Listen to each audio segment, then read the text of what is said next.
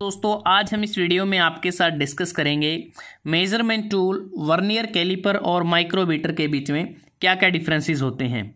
Vernier caliper और micrometer इन दोनों measurement tool को हम fitting shop, machine shop, metal working, would working इत्यादि में इसका यूज़ करते हैं। अब बात करते हैं कि ये दोनों मेजरिंग इंस्ट्रूमेंट कैसे एक दूसरे से अलग हैं। सबसे पहले बात करते हैं इन दोनों मेजरिंग इंस्ट्रूमेंट के पार्ट्स के बारे में।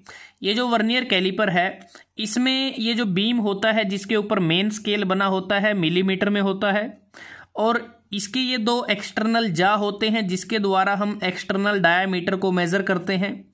ये इसके इंटरनल जा होते हैं जिसके द्वारा हम इनसाइड डायामीटर को मेज़र करते हैं।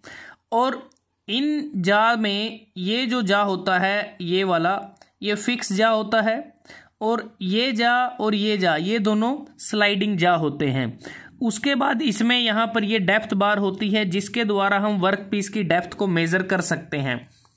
और यहाँ पर ये इसका स्लाइडिंग स्केल होता है जिसे हम वर्नियर स्केल कहते हैं, और यहाँ पर इसके यहाँ पर थंब नट लगा होता है जिसके द्वारा हम डिजायर्ड पोजीशन पर हम इसको लॉक कर सकते हैं।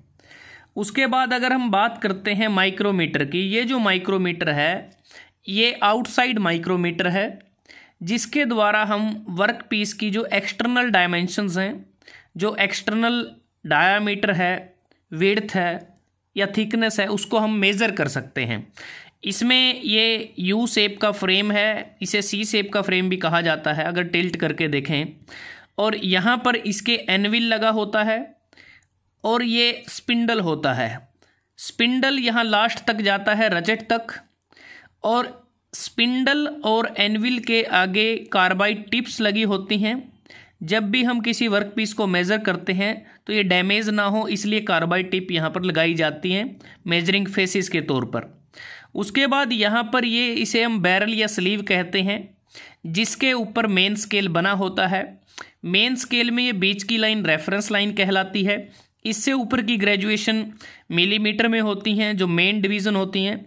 इस रेफरेंस लाइन से नीचे की जो डिवीज़न है उसे हम 0.5 मिलीमीटर रीड करते हैं और ये सब डिवीज़न कहलाती हैं। ये थिम्बल होता है, थिम्बल के ऊपर ही सर्कुलर स्केल बना होता है और इस पर 0 से लेकर 50 तक डिवीज़न बनी होती हैं।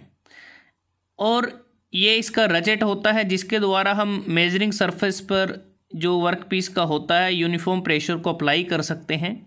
ये लॉक नट होता है जिसके द्वारा डिजायर्ड पोजीशन पर हम स्पिंडल को रोक सकते हैं, पोजीशन को लॉक कर सकते हैं रीडिंग लेने के लिए।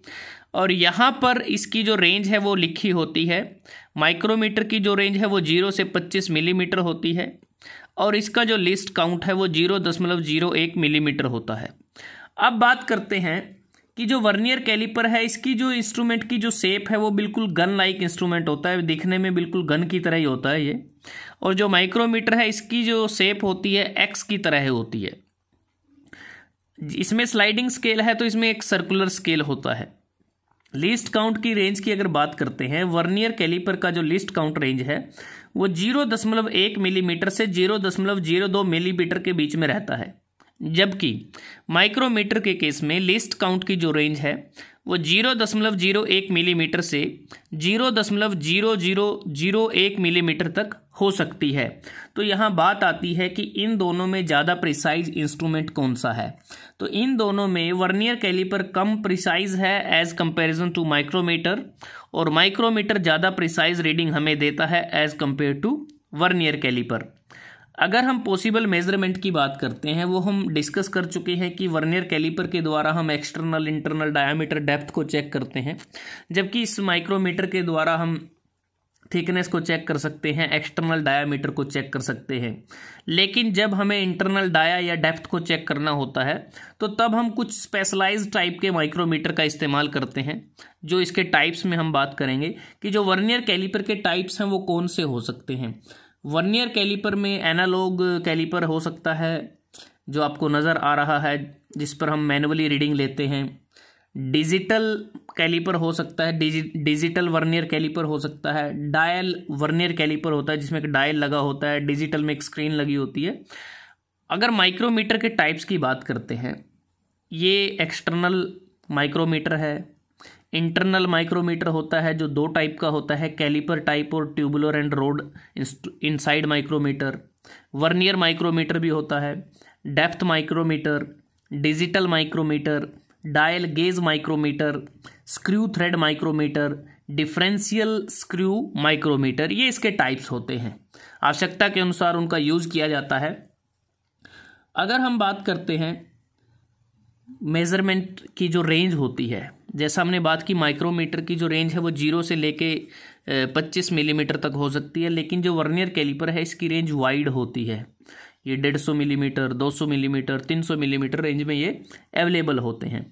उसके बाद अगर हम कॉस्ट की बात करते हैं, वर्नियर कैलिपर की जो कॉस्ट है वो कम है, तो कम एक्सपेंसिव है, जबकि माइक्रोमीटर की जो कॉस्ट है वो ज़्यादा होती है।